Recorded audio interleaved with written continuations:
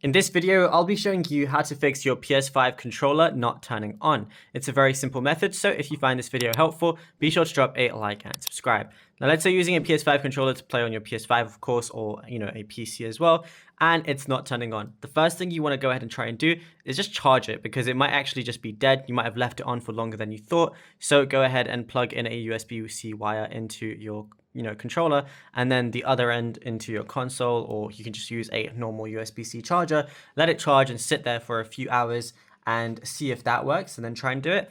Also, it might just be disconnected from your console, because sometimes that happens. It might just be a glitch. So connect a USB-C wire to your controller, and then the other end of it to your console. Then press your PlayStation button, which is in the middle, and then that should work as well. If all of that doesn't work, I could go ahead and reset it. So I see like that little circle next to the R on my controller. If I put a little pin in there and press down on it, it's going to reset my controller. Then just connect my controller to my console again using a wire, and that should definitely make it work. And if you found this video helpful, be sure to drop a like and subscribe.